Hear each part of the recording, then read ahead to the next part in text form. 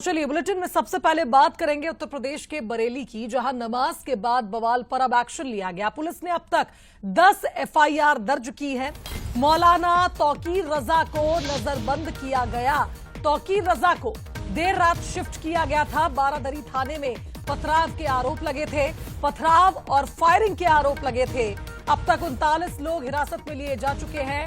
8 लोगों की गिरफ्तारी इस मामले में हो चुकी है, तो अन्य आरोपियों की तलाश में लगातार पुलिस जुटी हुई है।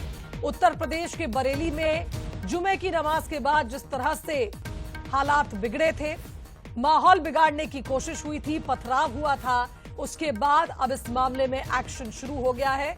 मुख्यमंत्री योगी आदित्यनाथ ने भी इस पर एक बड़ा बयान दिया है। तो फिलहाल आपको ये भी जानकारी दे दें कि 39 लोगों के खिलाफ मामला दर्ज हुआ। 39 लोगों को हिरासत में लिया गया। 10 एफआईआर दर्ज हुई है और मौलाना तौकीर रजा, जिसे नजरबंद किया गया है, देर रात शिफ्ट किया गया।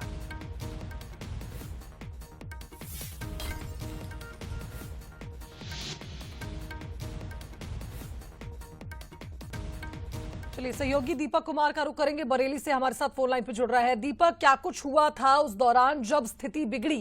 कारण यह है कि पुलिस बल मौके पर तैनात था, इसके बावजूद जुमे की नमाज के बाद जो हुआ, अब पुलिस एक्शन मोड पर है।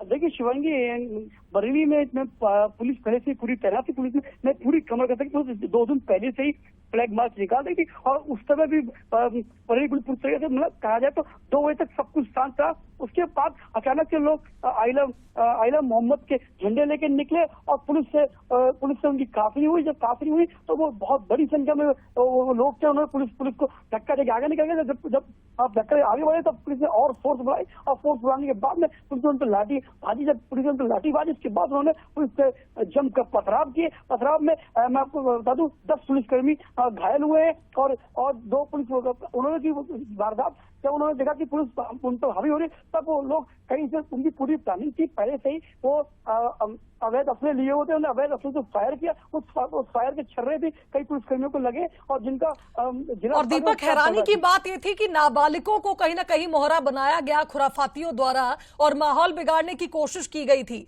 बताया जा रहा है कि इसके पहले एक प्लानिंग तक की गई थी।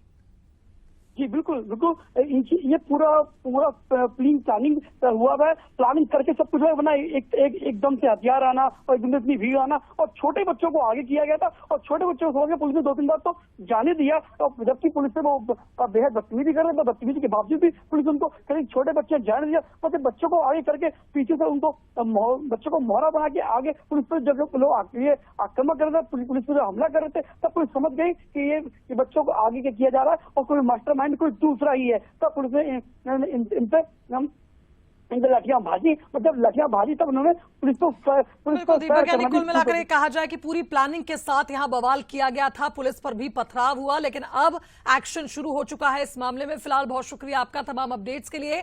तो देखिए, बरेली हिंसा पर सीएम योगी आदित्यनाथ ने भी एक बड़ा बयान दिया। मुख्यमंत्री ने कहा कि मौलाना भूल गया कि राज्य में सत्ता किसकी है। हमने उपद्रवियों को सबक सिखाया है और अब ऐसा सबक सिखाया जाएगा कि 7 पीढ़ियां दंगा करना भूल जाएंगी। किसी भी दंगाई को बख्शा नहीं जाएगा। सीएम ने कहा कि आप सिस्टम को ब्लॉक नहीं कर सकते।